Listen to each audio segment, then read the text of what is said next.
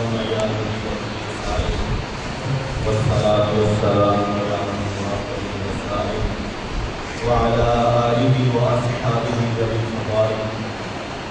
أما بعد فأعوذ بالله من الشيطان الرجيم. بسم الله الرحمن الرحيم. يا أيها النبي إذا جاءك المؤمنات يبايعنك على أن لا يشركن بالله شيئا ولا يسرقن ولا يزنين ولا يقتلن أولادهن ولا يأتين بهتان يفترينه بين أيديهن وأرجلهن ولا يعصينك في معروف فبايعهن واستغفر لهن الله إن الله غفور رحيم. صدق الله مولانا العظيم وبلغنا رسوله النبي الكريم الأمين ونحن على ذلك لمن الشاهدين والشاكرين والحمد لله رب العالمين. فقال الله تبارك وتعالى في شأن حبيبه صلى الله عليه وسلم إن الله وملائكته يصلون على النبي يا أيها الذين آمنوا صلوا عليه وسلموا تسليما. الصلاة والسلام عليك يا سيدي يا رسول الله وعلى آلك وأصحابك يا سيدي يا حبيب الله. الصلاة والسلام عليك يا سيدي يا نبي الله وعلى آلك وأصحابك يا سيدي يا نور الله. الصلاة والسلام عليك يا سيدي يا رحمة للعالمين وعلى آلك وأصحابك يا سيدي يا خاتم النبيين. تہذیب فرنگی ہے اگر مرگ عمومت، تہذیب فرنگی ہے اگر مرگ عمومت، ہے حضرت انسان کے لیے اس کا ثمر ہو. جس علم کی تاثیر سے زن ہوتی ہے نازن، کہتے ہیں اسی علم کو ارباب نظر ہو. اور بیانہ رہے دل سے اگر مدرسہ زن، بیانہ رہے اگر دل سے مدرسہ زن، ہے عشق و محبت کے لیے علم ہنر ہو. اللہ رب العالمین احکم الحاکمین کی حمد و ثنا اور حضور صدر کائنات مفخر موجودات زینت بشر کائنات تاجدار مدینہ سرور الحسینہ حضور علیہ السلام کی بارگاہ میں پناہ میں درود و سلام کا نذرانہ عرض کرنے کے بعد میرے انتہائی واجب احترام جملہ معزز سامعین جناب السلام علیکم ورحمۃ اللہ تعالیٰ وبرکاتہ. سامعین محترم، اس حقیقت کا کوئی انسان بھی انکار نہیں کر سکتا کہ ایک خاتون خانہ کی اصلاح سے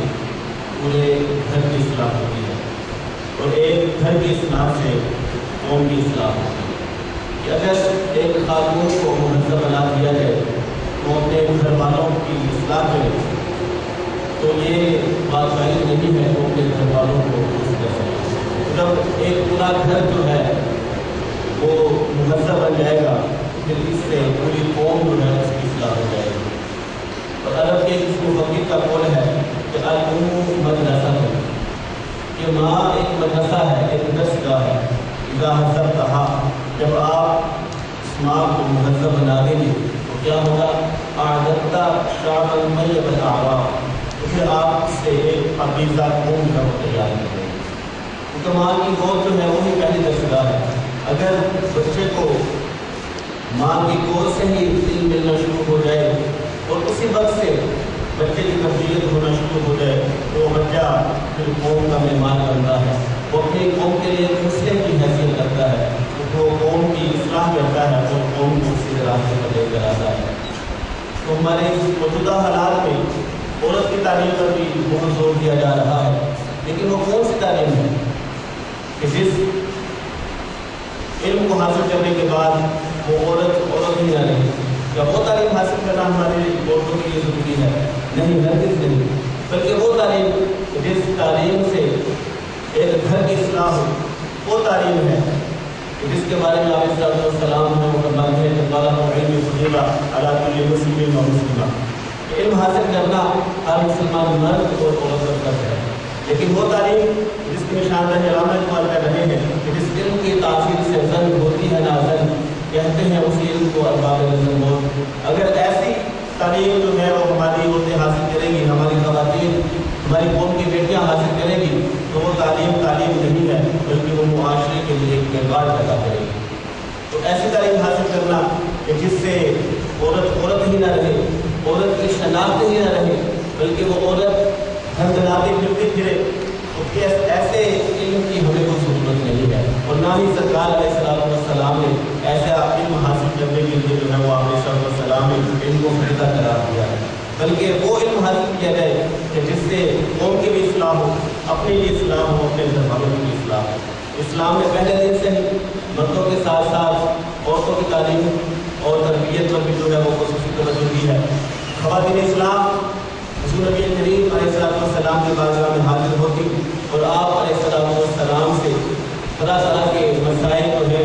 ان کا استفسار کرتی، اور آپ علیہ السلام ان کی اس مشتری کو جاتے۔ تو جو بھی خاتون یا صحابیہ آپ علیہ السلام کی بارگاہ میں حاضر ہوتی اور وہ آپ سے کوئی مسائل جو ہے وہ پوچھتی، تو آپ علیہ السلام ان کو اچھے طریقے سے اس کا جواب دیتے، اور آپ علیہ السلام ان کی تعلیم کا ذکر کرتے۔ حضرت ابو سعید خدری رضی اللہ تعالیٰ عنہ سے روایت ہے، فرماتے ہیں کہ ایک دن صحابیہ حضور نبی کریم علیہ السلام کے پاس حاضر ہوئی اور عرض کیا یا رسول اللہ صلی اللہ علیہ وسلم ذهب الرجال بالحديث کا، کہ مرد حضرات جو ہیں انہیں یہ سنہری لمحات جو ہیں وہ میسر ہیں، انہیں یہ سنہری موقع میسر ہے کہ وہ آپ کی زیارت کرتے ہیں اور آپ کے فرامین کو سنتے ہیں۔ تو میں خواتین کی نمائندہ بن کر آپ کے پاس حاضر ہوئی ہوں، تو فاجعل لنا من نفسک یوما، تو آپ ہمارے لیے بھی کوئی ایک دن جو ہے وہ مقرر کرنا کہ آپ اس دن ہمیں تعلیم دیں، اس دن مرد جو ہیں وہ آپ کے پاس موجود نہ ہو، بلکہ اس وقت صرف خواتین آپ کے پاس موجود ہوں، تو آپ ہمیں تعلیم و تربیت دیں۔ تو آپ علیہ السلام نے ان کے لیے پھر ایک دن جو ہے وہ مقرر فرما دیا کہ جس دن آپ علیہ السلام ان کی تعلیم و تربیت کریں۔ تو اس خاتون سے، اس صحابیہ رسول سے اس بات کا بھی پتہ چلتا ہے کہ انسان کو اپنا حق مانگنے میں آر محسوس نہیں کرنا چاہیے۔ اس صحابیہ کو پتا تھا اگر میں سرکار علیہ السلام سے یہ بات کروں گی تو پھر جو ہے وہ ہمیں آپ علیہ السلام ایک دن جو ہے وہ عنایت فرمائیں گے، ہفتے کے اندر ایک دن آپ علیہ السلام کو عطا فرمائیں گے۔ تو وہ صحابیہ سرکار کے پاس خاتونوں کا، خواتین کا نمائندہ بن کر حاضر ہوئی اور آپ علیہ السلام سے یہ استفسار کیا، تو یہ عرض کیا یا رسول اللہ صلی اللہ علیہ وسلم آپ ہفتے میں ہمیں ایسا دن جو ہے وہ مقرر فرما دیں ہمارے لیے جس دن آپ ہمیں جو ہے وہ تعلیم دیں۔ تو سرکار صلی اللہ علیہ وسلم نے دختران اسلام کی اس طرف کو محسوس کیا، یہ نہیں کہ پہلے آپ ان کو تعلیم نہیں دیتے تھے، پہلے آپ ان کی تربیت نہیں کرتے تھے، پہلے بھی آپ ان کی تعلیم و تربیت پر خصوصی توجہ دیتے تھے، لیکن اس معاملے کے بعد، اس کام کے بعد، اس عرض کے بعد آپ علیہ السلام ان کے لیے خاص دن جو ہے وہ مقرر کر دیا۔ تو یہ دختران اسلام کی طرف تھی جو دین کا علم حاصل کرنے میں جو ہے وہ مشغول رہتی تھی اور توجہ کرتی تھی۔ اور آج کی جو مغرب زدہ عورتیں ہیں ان کا کیا حال ہے؟ وہ کہتے ہیں کہ یورپ والوں کے لیے یہ نئی نئی چیزیں آ گئی ہیں تو ہمارے لیے بھی یہی ہونی چاہیے، ان کے لیے سینمے اور تھیٹر جو ہے وہ کھل چکے ہیں تو ہمارے لیے بھی سینمے اور تھیٹر ہونے چاہیے۔ یورپ کی عورتیں جو ہیں وہ مردوں کے ساتھ شانہ بشانہ کام کر رہی ہیں، تو ہمیں بھی مردوں کے ساتھ شانہ بشانہ ہو کر کام کرنا چاہیے۔ لیکن جو دختران اسلام تھی ان کو جو تڑپ تھی وہ صرف دین اسلام کی تھی،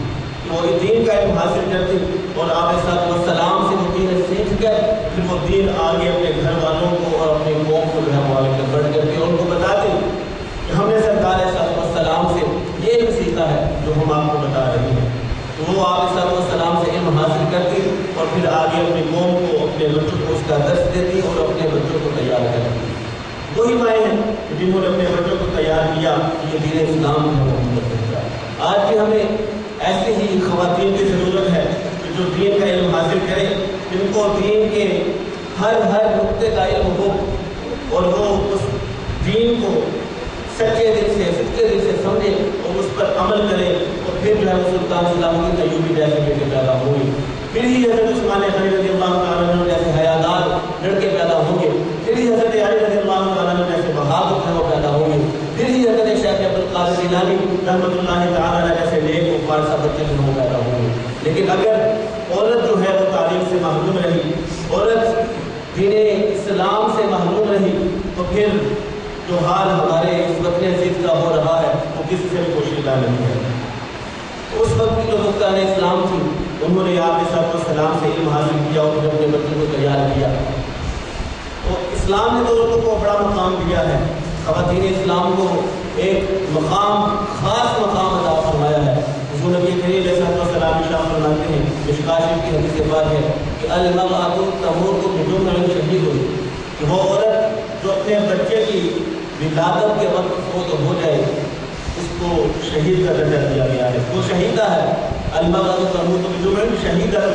وہ عورت جو اپنے بچے کی پیدائش کے وقت اس دنیا سے رخصت ہو جائے تو علیہ السلام ارشاد فرماتے ہیں وہ شہیدہ ہے۔ تو اب ایک عورت جو گھر میں بیٹھے ایک شہید کا درجہ حاصل کر لے، اس کو باہر جانے کی کیا ضرورت ہے؟ اور کنز الایمان کی سے بات ہے، سرکار صلی اللہ علیہ وسلم ارشاد فرماتے ہیں کہ المرأۃ اذا حملت کان لها اجر الصائم القائم المخبت المجاہد فی سبیل اللہ، کہ وہ عورت جب حاملہ ہوتی ہے تو اس کے لیے 4 عظیم مرتبوں کا ثواب ہے اس کو عطا کیا جاتا ہے۔ وہ 4 عظیم کون سے ہیں؟ الصائم روزہ دار، القائم رات کو شب داری کرنے والا، المخبت تہجد ادا کرنے والا، المجاہد فی سبیل اللہ اور اللہ کی راہ میں جہاد کرنے والا۔ اب ایک ہی مرد کے لیے یہ بہت مشکل ہے کہ وہ رات کو شب داری بھی کرے، تہجد بھی ادا کرے اور پھر روزہ بھی رکھے اور پھر روزے کی حالت میں جہاد بھی کرے۔ یہ ایک انسان کے لیے، ایک مرد کے لیے تقریباً ناممکن بات ہے، لیکن وہ عورت جو گھر میں رہے، اپنے خامد کی عزت کی حفاظت کرے، اپنے گھر کی آبرو کی حفاظت کرے، تو اس کو ان 4 عظیم مردوں کے برابر اکیلے کوئی ثواب دیا جاتا ہے۔ یہ ہے اسلام نے جو خواتین کو حقوق دیے ہیں، خواتین کو جو مقام دیا ہے۔ لیکن آج کی خواتین جو ہے وہ اپنا مقام یورپین عورتوں کے مقابلے میں سمجھتی ہے کہ جو حقوق یورپین کو ملا ہے وہ حقوق ہمیں ملے، لیکن اسلام جو ہے وہ یہ بتا رہا ہے کہ تم گھر میں ہی بیٹھو، تمہیں گھر میں ہی وہ عظیم مردوں کے برابر ثواب ہے وہ عطا ہوگا۔ تو یہ جو میں نے آپ کے سامنے آیت مقدسہ تلاوت کرنے کا شرف حاصل کیا ہے، اس میں اللہ تبارک و تعالیٰ نے خصوصاً ایمان والیوں کا ذکر فرمایا ہے۔ سرکار صلی اللہ علیہ وسلم اللہ تبارک و تعالیٰ نے یہ خطاب کرتے ہوئے ارشاد فرمایا، یا ایھا النبی، کہ اے غیب کی خبریں بتانے والے، اے میرے حبیب، اذا جاء المؤمنات، جب یہ مومنہ عورتیں آپ کے پاس حاضر ہوں، یبایعنک، بیعت کرنے کے لیے آپ کے ہاتھ پر، علی اللہ یشرکنا، اس بات پر کہ وہ اللہ کے ساتھ کسی کو شریک نہیں ٹھہرائیں گی، ولا یسرقنا، اور نہ وہ چوری کریں گی، ولا یزنین، اور نہ بدکاری کریں گی، ولا یقتلن اولادہن، اور نہ وہ اپنی اولاد کو قتل کریں گی، ولا یأتین ببہتان، اور نہ وہ بہتان لیں گی، یفترینہ بین ایدیہن وارجلہن، جسے اپنے ہاتھوں اور پاؤں کے درمیان یعنی موضع بدعت میں اٹھائیں، ولا یعصینک فی معروف، اور کسی نیک بات میں آپ کی نافرمانی نہیں کریں گی، تو کیا کریں؟ فبایعہن، پھر آپ ان سے بیعت فرما لیں، واستغفر لہن اللہ، اور پھر آپ ان کے لیے اللہ تبارک و تعالیٰ سے بخشش طلب کریں، تو ان اللہ غفور رحیم، تو بے شک اللہ تبارک و تعالیٰ بخشنے والا، رحم فرمانے والا ہے۔ اس آیت مقدسہ کے اندر جو باتیں ذکر کی ہیں ان پر مختصر سے گفتگو ہوگی کہ وہ بیعت کرے اس بات پر کہ وہ اللہ تبارک و تعالیٰ کے ساتھ کسی کو شریک نہیں ٹھہرائیں گی، ولا یسرقنا، اور نہ وہ چوری کریں گی، ولا یزنین، اور نہ وہ کوئی بدکاری کریں گی، ولا یقتلن اولادہن، اور نہ وہ اپنی اولاد کو قتل کریں گی۔ زمانے جاہلیت میں کیا ہوتا تھا کہ اگر کسی کے ہاں کوئی لڑکی پیدا ہو جاتی تو اس کو زندہ رکھوڑ کر دیا جاتا۔ یہ بھی اسلام کا ایک رتبہ ہے، ایک مقام ہے، اس نے آ کر عورتوں کو یہ دلا بخشی کہ جو لڑکیاں زندہ رکھوڑ ہو رہی تھیں، پیدا ہوتے ہی ان کو قتل کر دیا جاتا تھا، اسلام نے آ کر یہ تاریخ ہی بدل ڈالی۔ آپ علیہ السلام اس دنیا میں جلوہ گر ہوئے، آپ علیہ السلام نے دین کی تعلیم دی تو عورتوں کو یہ بقا اور مقام حاصل ہوا۔ وہ عورتیں زندہ رکھوڑ ہو رہی تھیں، اللہ تبارک و تعالیٰ نے اپنے پیارے حبیب کو اس دنیا میں مبعوث فرما کر تو ان کو اس جہنم جیسے عذاب سے بچا لیا۔ آپ علیہ السلام کی آمد تھی کہ آپ صلی اللہ علیہ وسلم کی آمد کی بدولت عورتیں جو قتل ہو رہی تھی، زندہ درگور ہو رہی تھی، آپ صلی اللہ علیہ وسلم نے آپ کو دلا بخشی۔ آگے رب کائنات ارشاد فرماتا ہے وَلَا يَأْتِينَ بِبُهْتَانٍ يَفْتَرِينَهُ بَيْنَ أَيْدِيهِنَّ وَأَرْجُلِهِنَّ۔ مفسرین کرام اس کی تفسیر یوں بیان فرماتے ہیں، جن میں نعیم الدین مراد آباد رحمۃ اللہ تعالیٰ نے بھی بیان فرمایا ہے کہ اگر کسی عورت کا خاوند کسی سفر پر چلا جاتا اور اس کے سفر کے پیچھے اس کی عورت کے ہاں کوئی لڑکی پیدا ہو جاتی، وہ عورت اس لڑکی کی جگہ کوئی لڑکا لے آتی، کسی ایسی عورت کے پاس جاتے کہ جس کے ہاں لڑکا پیدا ہوا ہو تو وہ لڑکا اپنے پاس لے آتی اور اپنے شوہر کو بتاتی کہ تمہارا ہی بیٹا ہے۔ کیونکہ اس وقت کی عورتوں کو یہ ڈر تھا، یہ خدشہ تھا کہ اگر میں نے اپنے شوہر کو یہ بتایا کہ میرے ہاں بیٹی پیدا ہوئی ہے تو مجھے بھی قتل کر دے گا اور میرے بچے کو بھی قتل کر دے گا۔ تو جو خاتون ہوتی تھی، جو خواتین تھی، وہ یوں عمل کرتی کہ جو بیٹا ان کا نہیں ہوتا تھا اس کو اپنے ساتھ منسوخ کر دیتی۔ تو آپ صلی اللہ علیہ وسلم صلی اللہ تعالیٰ نے یہ بھی بیان فرمایا کہ اس بات پر بھی وہ بیعت کرے کہ وہ کسی غیر پر بہتان نہیں باندھے گی، کہ یہ نہ کہیں اگر ان کے ہاں بچی پیدا ہوئی ہے تو اپنے شوہر کے ڈر کی وجہ سے وہ عورت وہ بچی کسی اور کے ہاں بھیج جائیں، اور اگر کسی کے ہاں کوئی لڑکا پیدا ہوا تو اس کو اپنی گود میں لے آئیں۔ تو اسلام نے اس بات سے بھی منع فرما دیا۔ آگے رب کائنات شاہ فرماتا ہے کہ وَلَا يَعْصِينَكَ فِي مَعْرُوفٍ، کہ کسی نیک کام میں، کسی بھلائی کے کام میں اپنی نافرمانی نہ کرے۔ بھلا یقتلن اولادہن پر بھی مختصر سے گفتگو ہے۔ رب کائنات نے سورہ بنی اسرائیل میں یہ شاہ فرمایا ہے نمبر 31 میں کہ وَلَا تَقْتُلُوا أَوْلَادَكُمْ خَشْيَةَ إِمْلَاقٍ، کہ اپنی اولاد کو مفلس کی بنیاد پر، بھوک کی بنیاد پر قتل نہ کرو۔ نَحْنُ نَرْزُقُهُمْ وَإِيَّاكُمْ، ہم ان کے بھی رازق ہیں اور تمہارے بھی رازق ہیں۔ رب کائنات شاہ فرماتا ہے کہ اپنی اولاد کو بھوک کے خوف سے، بھوک کی وجہ سے قتل نہ کرو، ہم ان کو بھی رزق دینے والے ہیں۔ تو وہ بھی جو بچے ہیں ان کو میں نے ہی اس دنیا میں بھیجا ہے اور تمہیں بھی میں نے ہی بھیجا ہے، لہٰذا تم ان کی بھوک کی فکر مت کرو، ان کو بھی رزق دینے والی اللہ کی ذات ہے اور تمہیں بھی رزق دینے والی اللہ کی ذات ہے۔ اور بھلا یعصینک فی معروف، اس کا مطلب یہ ہے کہ آپ علیہ السلام اگر ان کو کوئی بات بتاتے ہیں، کوئی اچھی بات بتاتے ہیں تو اس کی نافرمانی نہ کرے۔ مثال کے طور پر اگر کسی کا کوئی اسیر فوت ہو گیا ہے تو وہ اس پر واویلا نہ کرے، اپنے بال نہ نوچے، اپنے چہرے کو نہ نوچے، اپنے گریبان کو نہ پھاڑے۔ سرکار صلی اللہ علیہ وسلم شاہ فرماتے ہیں کہ لیس منا من لطم الخدود وشق الجیوب، تو ہم میں سے ہے ہی نہیں کہ جو اپنے گریبان پھاڑے اور اپنے چہرے کو نوچے۔ تو آپ صلی اللہ علیہ وسلم جو نیکی کا کام دے، جو اچھائی کا کام دے، پھر اس میں وہ نافرمانی بھی نہ کرے، اور اگر شادی کا موقع آئے تو پھر اس میں بھی وہ اپنی بے حیائی کا مظاہرہ نہ کرے، جس طرح کہ آج کل شادیوں میں ہوتا ہے کہ جس عورت کو کسی نے زندگی بھر دیکھا نہیں ہوتا، وہی عورت جب اپنے بھائی کی شادی پر، اپنی بہن کی شادی پر یا کسی اور کی اور عزیز کی شادی پر جب وہ گھر سے باہر نکلتی ہے تو پھر پورا محلہ جو ہے اس کو دیکھ رہا ہوتا ہے، اور جب اس کی مووی بنتی ہے اور پھر مووی کے بعد وہ مرحلہ آتا ہے، وہ مرحلہ جو ہے وہ سب سے خطرناک ہے۔ اور آج کا تو ویسے بھی بہت ایڈوانس ہو چکا ہے زمانہ کہ جب مکسنگ ہوتی ہے تو اس مکسنگ کے ساتھ کسی غیر کو بھی اس کے ساتھ ملا لیتے ہیں۔ یہ ہماری قوم نہ جانے کس طرف جو ہے وہ چل پڑی ہے کہ جس کو اپنی آخرت کے بارے میں نہیں پتا اور اپنی دنیا کا بھی نہیں پتا کہ اگر ہم مووی بنوا رہے ہیں تو ہماری مووی کا حشر کیا ہو رہا ہے۔ وہ لوگ جو اس کی مکسنگ کرتے ہیں، کبھی آپ ان کے پاس جا کر بیٹھیں، پھر وہ آپ کو بتائیں کہ کس طرح کا وہ اس کی مکسنگ کرتے ہیں۔ کسی کی فوٹو کو نکال کے ادھر لگا دیا، کسی کی فوٹو کو اس کے ساتھ لگا دیا، اپنی فوٹو اس صورت کے ساتھ لگا دی، اس لڑکی کے ساتھ لگا دی، اس طرح جو وہ مکسنگ کرتے ہیں۔ لیکن ہم جو ہے اس سے بے خبر ہیں، ہم کھلے عام اپنی بہنوں کو، اپنی بچیوں کو، اپنی ماؤں کو اس کیمرے والے کے سامنے لے کر آتے ہیں کہ اس کی مووی زیادہ سے زیادہ بنے۔ یہ ہماری غیرت کا جنازہ اٹھ رہا ہے، لیکن ہمیں اس سے بے خبر ہے، ہمیں اس کی کوئی خبر ہی نہیں ہے، اور جان بوجھ کر ہم ایسے کاموں میں مشغول ہو رہے ہیں۔ اگر شادی کے موقع پر مووی نہ بنے تو شادی پھر بھی ہو جاتی ہے۔ یہ کہاں لکھا ہے کہ اگر مووی نہ بنے تو شادی نہیں ہوگی؟ الحمدللہ خلیل صاحب کی شادی ہوئی، ان کی شادی پر کوئی مووی نہیں بنی، بندے نچیز کی شادی ہوئی، اس پر بھی کوئی مووی نہیں بنی، بھائیوں کی شادی ہوئی، اس پر بھی میں نے گھر میں یہ شور مچایا کہ مووی نہیں بنے گی، پھر گھر والوں نے میری جو ہے وہ بات مانی، تو مووی بھی نہیں بنے تھے، لیکن نہ جانے کیا ہوا ہمارے معاشرے کو کہ وہ دن بدن گڑھے کی طرف، جو دوزخ کا گڑھا اس کی طرف بڑھ رہے ہیں۔ تو جو کام یورپیوں کا ہے وہ کام ہم اپنا رہے ہیں، اور جو کام اسلام نے ہمیں دیا ہے مجھ سے بے خبر ہے۔ اسلام کہتا ہے کہ شادی جو ہے وہ سادگی سے کی جائے، لیکن ہم کہتے ہیں کہ ڈھول باجے کے بغیر ہماری شادی نامکمل ہے۔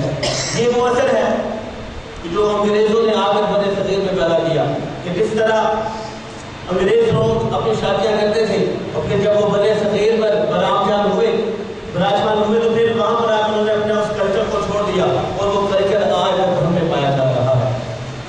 تو سرکار صاحب علیہ السلام نے تو ایسی باتوں سے منع فرمایا تھا، اور جو خواتین اسلام دختران اسلام آپ صاحب السلام کے پاس حاضر ہوتی، آپ صاحب السلام ان کو اس بات کی تعلیم دیتے تھے کہ جب کوئی خوشی کا موقع ہو تو پھر یہ نہ ہو کہ تم سر بازار جو ہے وہ ناچ رہی ہو، سر بازار تمہارے غالب کا جنازہ اٹھ رہا ہو، اور جب تم نے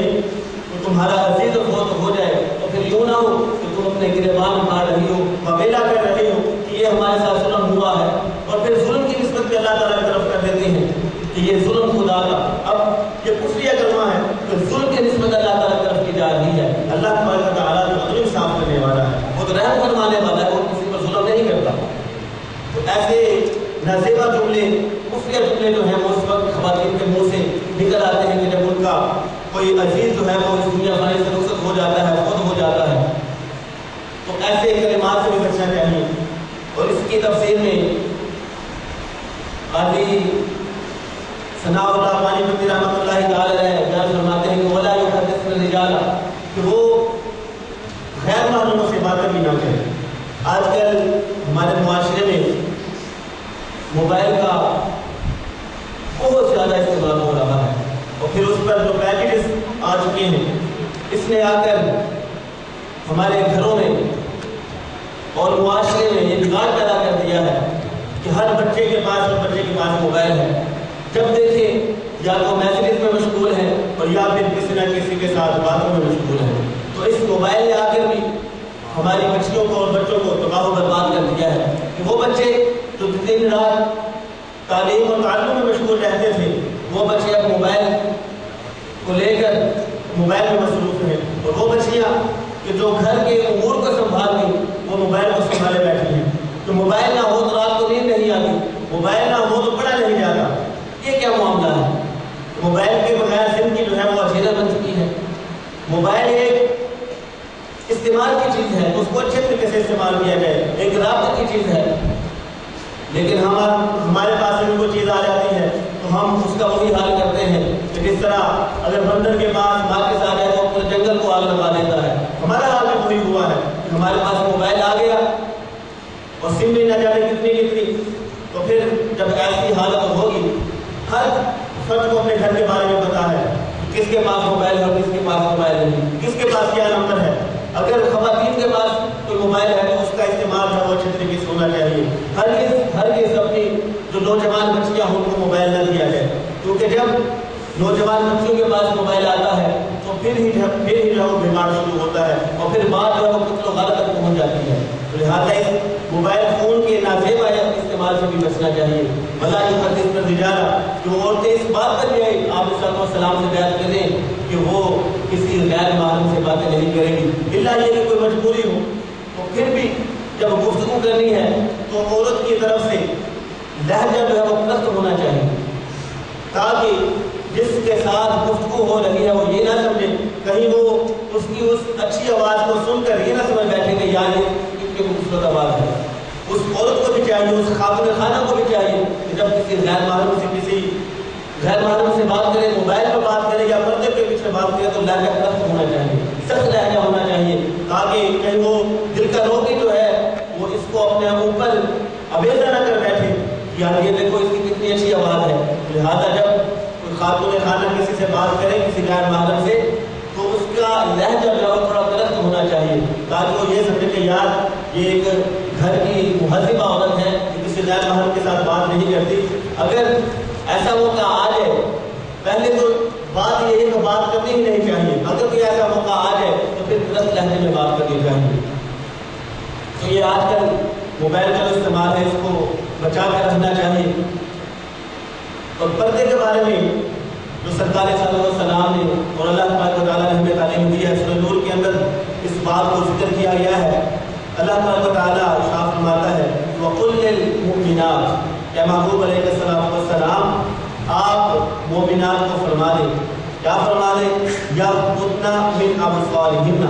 کہ وہ اپنی نگاہیں جو ہیں وہ نیچی رکھیں، یغضضن من ابصارہن، وہ اپنی نگاہیں نیچی رکھیں، وَیَحْفَظْنَ فُرُوجَہُنَّ، اور اپنی شرمگاہوں کی حفاظت کریں، وَلَا يُبْدِينَ زِینَتَہُنَّ، اور اپنا بناؤ سنگار جو ہے اس کو ظاہر نہ کریں، الا ما ظہر، مگر اتنا خود ہی ظاہر ہے کہ عورت نے جو کپڑا پہنا ہوا ہے اگر وہ کپڑا نظر آ رہا ہے تو اس میں کوئی قباحت نہیں ہے، لیکن کپڑا ایسا بھی نہ ہو کہ اس میں عورت کا بدن جو ہے وہ نظر آ رہا ہو، اتنا بڑی کپڑا جو وہ بھی مناسب نہیں ہے، اور ایسا کپڑا بھی نہ ہو کہ جو بالکل فٹ ہو کہ جسم جو ہے اس کی اعضاء جو ہے نمایاں ہو رہے ہوں، عورت کو ایسا لباس نہیں پہننا چاہیے، اس سے بھی آپ صلی اللہ علیہ وسلم نے منع فرمایا ہے۔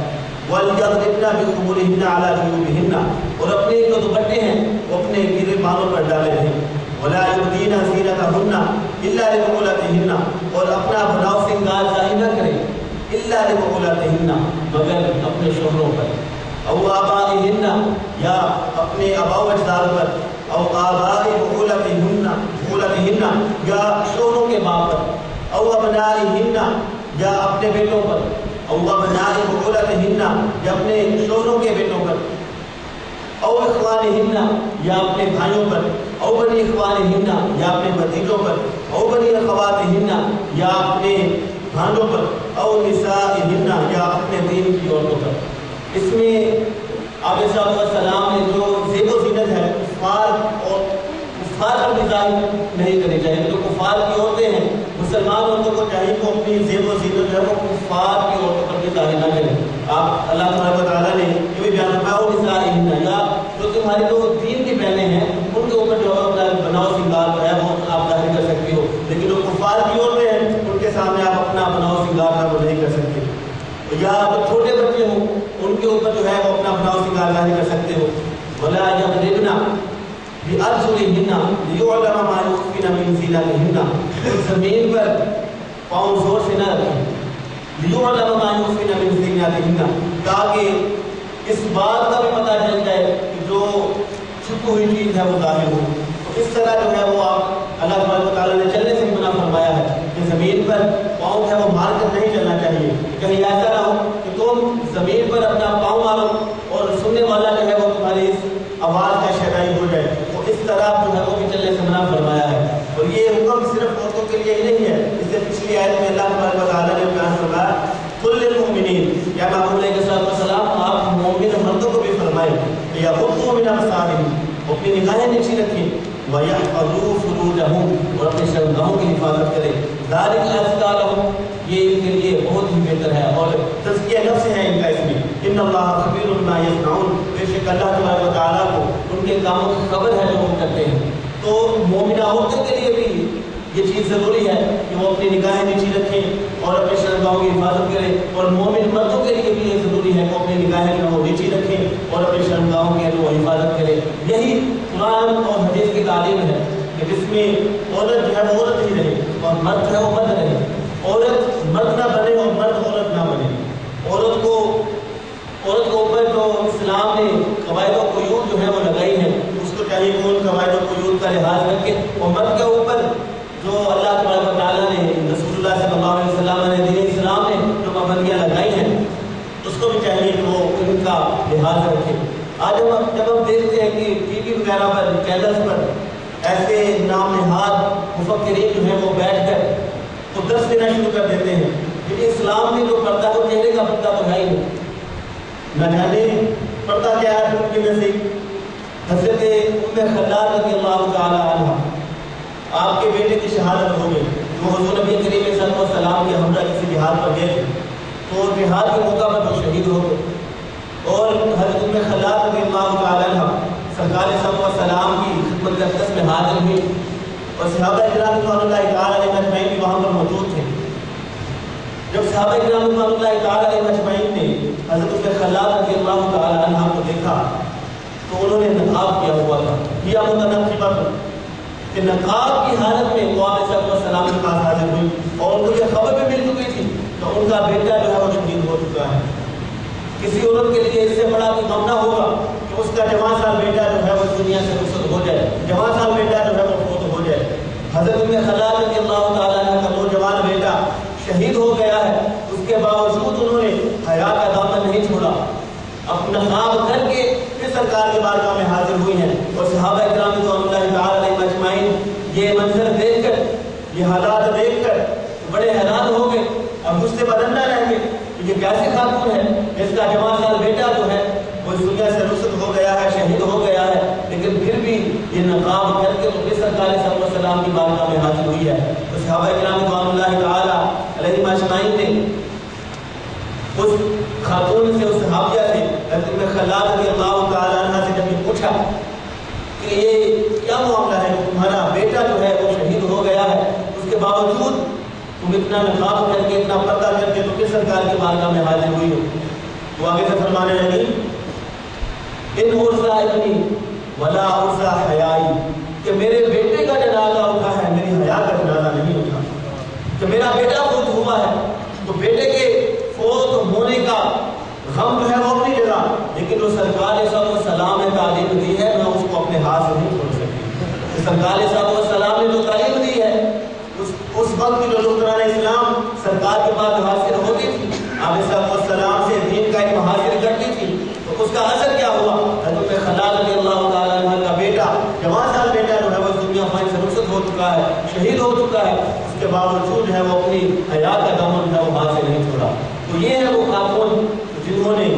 इस्लाम की सरबुलंदी के लिए काम किया। और आज का नाम निहाल के टीवी पर बैठ कर ये क्या बेहतरीन पर्दा कोई हैसियत नहीं रखते हैं, क्या कोई पर्दा नहीं है, ये एक अरब का कल्चर है।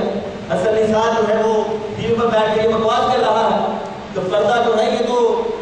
अरब की खवातीन का जो है वो शियार है, वो कर सकती हैं। हमारे मुआशरे में खवातीन को ये जरूरी नहीं है कि वो चेहरे का पर्दा करने के लिए। और उसने ये भी बकवास की है कि उधर खजूरें इसलिए पैदा होती है कि वहाँ पर सेब भी नहीं सकते। तो मदीना शरीफ के बारे में वो ये बेवकूफ़ी कर रहा है कि वहाँ पर खजूरें इसलिए हैं कि वहाँ पर सेब जो है वो तो पैदा ही नहीं हो सकते। ये उस नाम निहाल एंकर का ये हाल है कि जिसको दीन की अली नहीं आती वो दीन का प्रचार कर रहा है, तो ऐसे शख्स को तो जूते मार कर वहाँ से बाहर निकाल देना चाहिए। लेकिन हमारा मीडिया जो है ये भी अमेरिका का थूक जो है वो डाल रहा है। तो जब ऐसे लोग जो है ये हमारे दीन की तर्जुमानी करेंगे तो फिर मुआशरे में तो बिगाड़ पैदा होगा ही। जो औरत पर्दे में रहने की मुस्तहिक है, जिसको पर्दे में रहने का हुक्म है, वो पर्दे में रहे। किसी भी शख्स को ये कहने की इजाजत नहीं है कि चेहरे का कोई पर्दा नहीं है। अगर चेहरे का पर्दा नहीं तो उम्मे खलाल रज़ियल्लाहु ताला अन्हा ने जो काम किया वो किधर जाएगा? सहाबिया हैं, हमारे लिए सहाबा और सहाबियात का अमल जो है वो मिशल रहा है कि सरकार सलाम से बराह रास्त उन्होंने ये तालीम हासिल की है। सहाबा किराम रिज़वानुल्लाहि ताला अलैहिम अजमाइन अपनी निकाहों को सरकार सलाम के हुस्न से लबरेज करते थे, सरकार सलाम से इल्म हासिल करते थे, सहाबा सरकार सलाम से इल्म हासिल करते थे। उन्होंने जो इल्म हासिल किया हमें उस पर चलने की जरूरत है, ना कि वो लोग जो मज़हब ज़दा हैं, जो यूरोपियों को फॉलो करते हैं, उनके नक्शे कदम पर चलते हैं। हमें ऐसे नाम निहाल एंकर्स की, ऐसे नाम निहाल मुफक्किरीन की कोई जरूरत नहीं है। लिहाजा छुटकारा बचना चाहिए ऐसे लोगों से कि जो टीवी पर बैठ कर तो दीन का जो बेड़ा गर्क कर रहे हैं। और ऐसे एंकर से बचना चाहिए जिनको लोग बड़ा अपना आइडिया समझते हैं, यार ये फुला एंकर जो है ये बड़ी अच्छी गुफ्तगू करता है, बड़े पॉइंट जो है ये हमें बताता है। कतन ऐसे एंकर से कि जो दीन में बिगाड़ पैदा करे, उससे बचने की जरूरत है। कभी उसके साथ हमदर्दी करने की कोई हमें जरूरत नहीं है। तो सहाबिया का जो अमल है वो हमारे लिए मुश्किल लग रहा है। खलाल रज़ियल्लाहु ताला अन्हा का नौजवान बेटा शहीद हो चुका है, लेकिन उसके बावजूद वो जब सरकार के बारगाह में हाजिर हुई हैं तो अपने चेहरे का भी निकाब किया हुआ है। वो निकाब की हालत में फिर सरकार सलाम की बारगाह में हाजिर हुए हैं। किसी शायरी का खूब कहा है कि वाय नाकामी मताए कारवां जाता रहा, कारवां के दिल से एहसास ज़या जाता रहा। और अगर दस्ते कुरान हमने बुलाया होता तो ये ज़माना ना ज़माने ने दिखाया होता। फर्ज तो सारी जान डाली हमने, काश कुरान को किसी ने से हमने लगाया होता। तो जब से हमने कुरान मजीद की तालीम लेना छोड़ दी है तब से मुआशरे में बिगाड़ पैदा होना शुरू हो गया है। आज जब लोग अपनी बेटियों को घर से रुखसत करते हैं उनके सर के ऊपर कुरान मजीद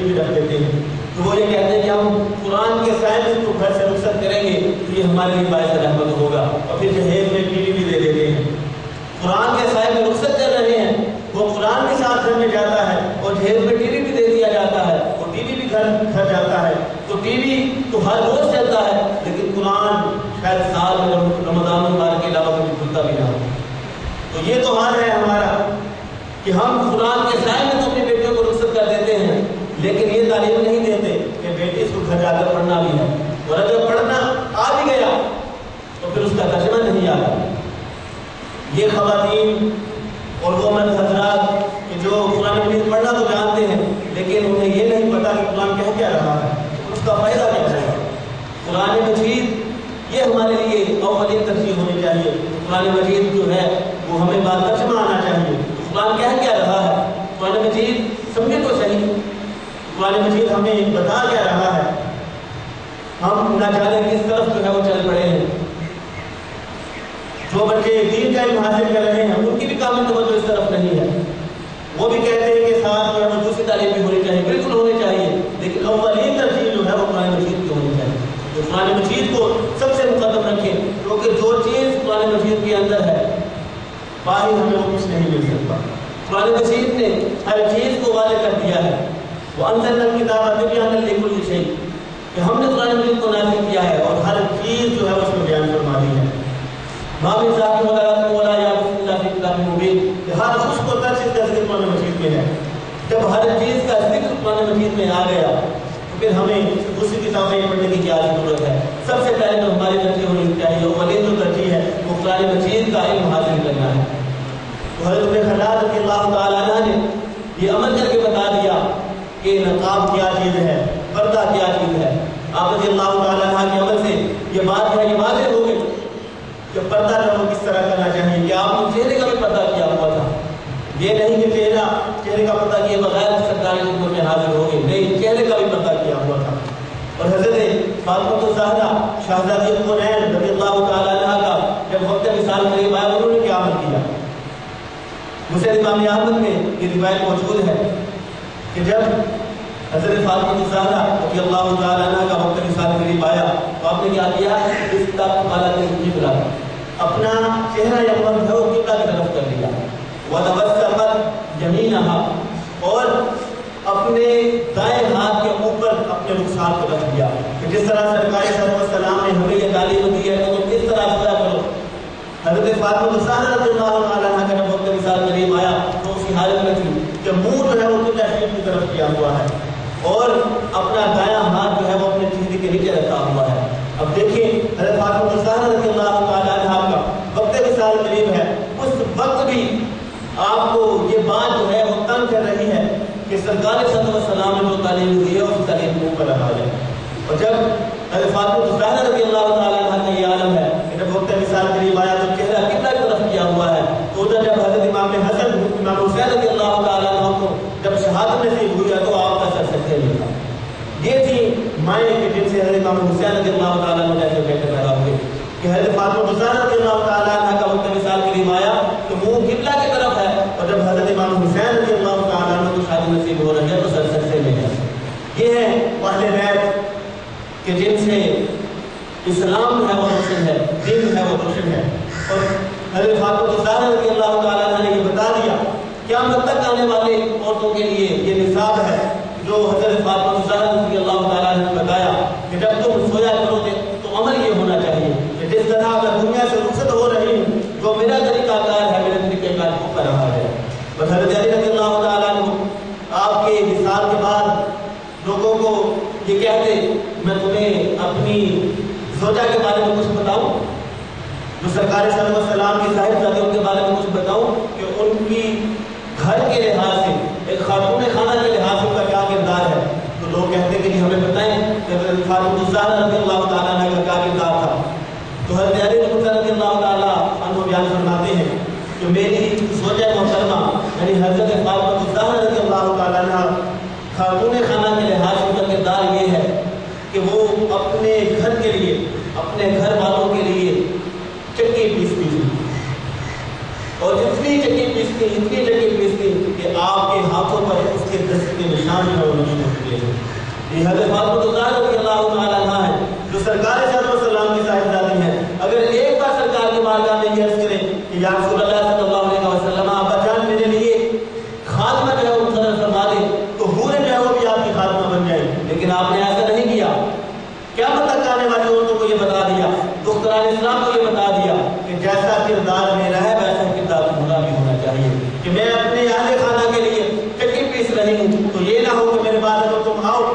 کبھی اپنی دستخط نہ رکھو.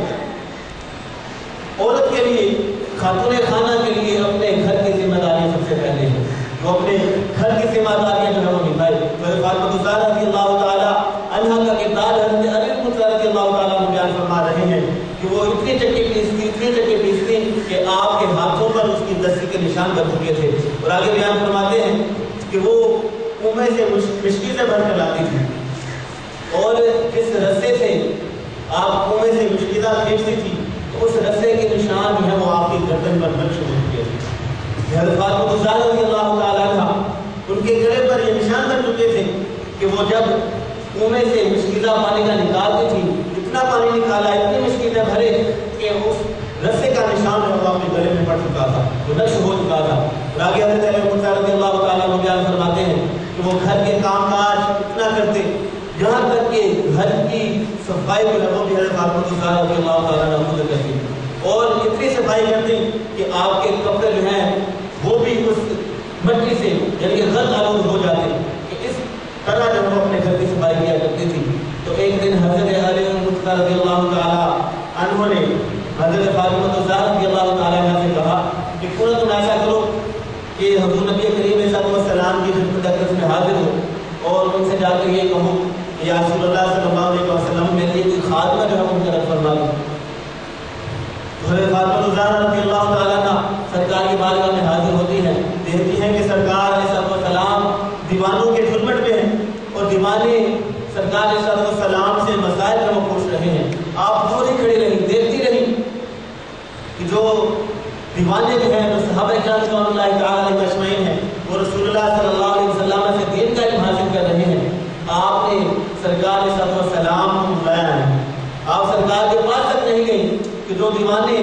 جو صحابہ سرکار علیہ السلام سے علم حاصل کر رہے ہیں کبھی ان کے علم میں خلل واقع نہ ہو جائے. تو آپ دور ہی کھڑی رہی اور پورا دن یوں ہی گزر گیا. تو شام کو گھر واپس چلی گئی. تو حضرت علی رضی اللہ تعالیٰ عنہ نے پوچھا کہ کیا ہوا، کوئی خاتمہ کا انتظام ہوا؟ وہ اس کہنے لگی کہ میں سرکار سے یہ نہیں کر سکی. وہاں پر صحابہ کرام رضوان اللہ تعالیٰ علیہم اجمعین دین کا علم حاصل کر رہے تھے. میں نے یہ مناسب نہ سمجھا کہ ان کے اس علم حاصل کرنے میں کوئی خلل پیدا ہو. تو حضرت علی رضی اللہ تعالیٰ عنہ نے کہا کہ چلو کل میں تمہارے ساتھ چلوں گا. اگلے دن حضرت علی رضی اللہ تعالیٰ عنہ اور حضرت فاطمہ الزہرا رضی اللہ تعالیٰ عنہ دونوں سرکار علیہ السلام کی خدمت اقدس میں حاضر ہوئے. تو سرکار علیہ السلام نے دیکھتے ہی کہا ماں حاجت، کہ اے فاطمہ تیری کیا حاجت ہے، کس لیے حاضر ہوئی ہے، کس لیے میرے پاس آئی ہے؟ تو پھنسا کر آپ خاموش نہیں، آپ کچھ نہ بولی. تو حضرت علی رضی اللہ تعالیٰ عنہ بولے یا رسول اللہ صلی اللہ علیہ وسلم، یہ فاطمہ گھر کا اتنا کام کرتی ہے کہ اپنے گھر والوں کے لیے چکی پیستی ہے، اس کے ہاتھوں پر نشان بن چکے ہیں، کنویں سے مشکلیں بھر کر لاتی ہے، گلے میں نشان بن چکا ہے، گھر کی صفائی کیا کرتی ہے، کپڑے گھر آلود ہو جاتے ہیں، لہذا آپ کسی خادمہ کا انتظام بھی فرما دیں. تو سرکار علیہ السلام نے یہ نہیں کیا کہ اسی وقت کسی خادم کو ساتھ بھیج دیا. آپ علیہ السلام نے حضرت فاطمہ الزہرا رضی اللہ تعالیٰ عنہا کو جو نصیحتیں فرمائیں، وہ ایک خاتون جو ہے، جو مومنہ جو ہے، وہ اس کو سنے تو اس کے رونگٹے کھڑے ہو جائیں گے کہ سرکار علیہ السلام نے حضرت فاطمہ الزہرا رضی اللہ تعالیٰ عنہا سے کیا کلمات جو ہے وہ بیان فرمائے. سرکار علیہ السلام نے کیا فرمایا، یا فاطمہ تو اتق اللہ، اے فاطمہ اللہ سے ڈر. اب یہ جملہ غور فرمائیں کہ وہ حضرت فاطمہ الزہرا رضی اللہ تعالیٰ عنہا کہ جو جنت کی خواتین کی سردار ہیں، کہ جن کی رات مصلی پر گزرتی ہے اور دن ہے وہ گھر کے کام کاج میں گزرتی ہے، کوئی نماز نفل نماز بھی جو ہے وہ ضائع نہیں ہوتی. اس کے باوجود سرکار علیہ السلام کیا بیان فرما رہے ہیں کہ یا فاطمہ اتق اللہ، اے فاطمہ اللہ سے ڈر، وأدی فریضۃ رب کی، کہ اور اپنے رب کے فریضے جو ہیں ان کو ادا کر. اور تیسرے نمبر پر آپ نے ارشاد فرمایا وَعَمَلِي عَمَلَ أَهْلِكِ، کہ اپنے گھر والوں کے لیے عمل کر، کہ جو تو کام کر رہی ہے وہ کام کرتی رہے. اور سرکار صلی اللہ علیہ وسلم نے ایک عمل بتا دیا، اور وہ عمل کیا ہے؟ آپ صلی اللہ علیہ وسلم نے بیان فرمایا کہ اے فاطمہ جب تو رات کو سویا کرے تو 33 بار سبحان اللہ پڑھ لیا کر، 33 بار الحمدللہ پڑھ لیا کر اور 34 مرتبہ اللہ اکبر پڑھ لیا کر۔ ایک خادمہ سے بڑھ کر تیرے لیے یہ تسبیح جو ہے وہ زیادہ کام کرے گی کہ ایک خادمہ وہ کام نہیں کر سکتی تو کام میں تسبیح تیرے لیے کرے گی۔ اب دیکھیں حضرت فاطمہ الزہرا رضی اللہ تعالیٰ عنہ کا کیا مقام ہے، اگر سرکار صلی اللہ علیہ وسلم چاہے تو 1 منٹ میں ان کے لیے لاکھوں ہو جو مخاطب ان کے حاضر ہو جائیں، لیکن سرکار صلی اللہ علیہ وسلم نے ایسا نہیں کیا، بلکہ قیامت تک آنے والی خواتین کو یہ نصاب دے دیا۔ کیا خواتین اسلام کی بیٹیوں، تم بھی یہ کام کیا کرو کہ جب رات کو سونے لگو تو 33 مرتبہ سبحان اللہ پڑھ لیا کرو، 33 مرتبہ الحمدللہ پڑھ لیا کرو، 34 مرتبہ اللہ اکبر پڑھ لیا کرو، تمہارے لیے خاتمہ سے بڑھ کر یہ تسبیح زیادہ کام کرے گی۔ تو سرکار صلی اللہ علیہ وسلم نے یہ تعلیم دی۔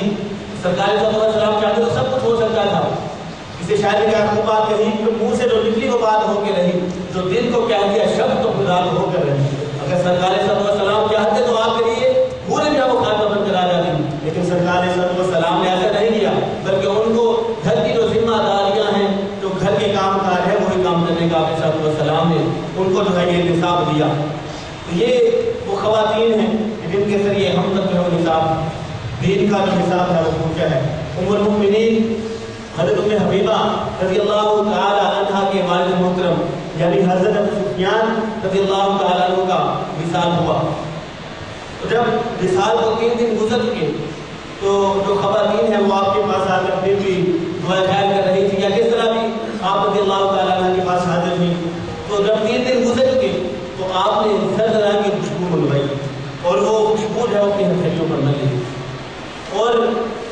اس وقت جو خواتین آپ کے پاس بیٹھی ہوئی تھی آپ نے ان کو یہ بتایا کہ میں یہ عمل اس لیے کر رہی ہوں کہ سرکار صلی اللہ علیہ وسلم نے یہ ارشاد فرمایا ہے کہ جو عورت اللہ اور آخرت کے دن پر ایمان رکھتی ہے اس کے لیے یہ ضروری ہے کہ وہ سوائے اپنے شوہر کے فوت ہونے کے کسی پر بھی 3 دن سے زیادہ سوگ مت کرے۔ تو میرے والد محترم کا انتقال ہوا ہے، 3 دن گزر چکے ہیں، تو یہ عمل میں اس لیے کر رہی ہوں تاکہ اگر میں یہ عمل کروں گی تو پھر باقی جو بعد میں آنے والی خواتین اسلام کو اس پر عمل کریں گی۔ تو جو لوگ 3 دن سے زیادہ سوگ کرتے ہیں ان کا اسلام سے کوئی تعلق نہیں ہے۔ سرکار صلی اللہ علیہ وسلم یہاں فرماتے ہیں کہ سوگ صرف 3 دن ہے، سوائے اپنے شوہر کے فوت ہونے کی اس کی جو عدت ہے 4 ماہ و 10 دن ہے، یا جو اور جو دین کے فقہی جو مسائل ہیں وہ ایک الگ معاملہ ہے، لیکن شوہر کے علاوہ جو ہے وہ صرف سوگ ہے وہ 3 دن ہے، 3 دن سے زائد ہے وہ سوگ نہیں ہے۔ تو یہ خواتین اسلام صحابیات جن سے دین اسلام جو ہم تک پہنچا ہے اور آپ نے جو کردار پیش کیا ہے وہ ایک امت مسلمہ کے لیے ایک مشعل راہ ہے، جس طرح جو ہے وہ دین جو ہے وہ ہم تک پہنچا ہے۔ تو جب حضرت فاطمہ الزہرا رضی اللہ تعالی عنہا کو سرکار صلی اللہ علیہ وسلم نے یہ عمل بتا دیا کہ تم نے یہ عمل کر کے تو پھر سونا کرنا ہے، تو تیرے لیے یہ ایسے ہے کہ جیسے خاتمہ ایک جو ہے وہ کام نہیں کر سکتی، تیرے لیے یہ تسبیح جو ہے وہ یہ کام کرے گی۔ تو اس وقت حضرت فاطمہ الزہرا رضی اللہ تعالیٰ عنہ نے جو کلمات کہے وہ بڑے قابل تحسین ہیں، وہ بڑے ہی باکمال اور ایمان کو تازگی بخشنے والے جو وہ کلمات ہیں۔ آپ نے اس وقت یہ بیان فرمایا رضیت عن اللہ والرسول کہ میں اللہ سے بھی راضی ہو گئی اور رسول اللہ صلی اللہ علیہ وسلم سے بھی راضی ہو گئی۔ تو جب سرکار صلی اللہ علیہ وسلم نے ان کو یہ عمل بتا دیا یا فاطمہ تم یہ عمل کیا کرو، تو اس کے بعد آپ نے یہ جملے جو ہے وہ اپنی زبان مقدس سے بیان فرمائے کہ میں اللہ سے بھی راضی ہو گئی، اس کے رسول سے بھی راضی ہو گئی۔ اب یہ بھی تمہیں کافی تھا کہ رضیت عن اللہ کہ میں اللہ سے راضی ہو گئی، لیکن نہیں، آپ نے ساتھ سرکار صلی اللہ علیہ وسلم کا بھی نام لیا، آپ نے صلی اللہ علیہ وسلم کا بھی ذکر کیا کہ میں اللہ سے بھی راضی ہوئی اور رسول اللہ صلی اللہ علیہ وسلم سے بھی راضی ہوئی، اور قیامت تک امت مسلمہ کو یہ بتا دیا کہ جب بھی اللہ کا ذکر کیا جائے ساتھ رسول اللہ صلی اللہ علیہ وسلم کا بھی ذکر کیا جائے۔ بقول شاعر کہ خدا کا ذکر کرے ذکر مصطفیٰ نہ کرے، ہمارے منہ میں ہو ایسی زبان خدا نہ کرے۔ تو سرکار صلی اللہ علیہ وسلم کا نام اللہ تعالیٰ کے ساتھ لینا یہ حضرت فاطمہ الزہرا رضی اللہ تعالیٰ عنہ کا طریقہ ہے۔ جب سرکار صلی اللہ علیہ وسلم نے یہ عمل بتا دیا تو آپ نے فوراً یہی کہا کہ میں اللہ اور اس کے رسول سے راضی ہو گئی، اور اللہ تعالیٰ نے قرآن مجید میں ارشاد فرماتا ہے وَمَا كَانَ لِمُؤْمِنٍ وَلَا مُؤْمِنَةٍ إِذَا قَضَى اللَّهُ وَرَسُولُهُ أَمْرًا أَن يَكُونَ لَهُمُ الْخِيَرَةُ مِنْ أَمْرِهِمْ، کہ اگر کسی مومن اور مومنہ کو سرکار صلی اللہ علیہ وسلم اللہ تعالیٰ یہ حکم فرما دیں کہ یہ کام ایسے کرنا ہے تو پھر آگے سے نافرمانی نہیں ہونی چاہیے۔ کیوں کو میں یعص اللہ و رسولہ، جو اللہ اور اس کے رسول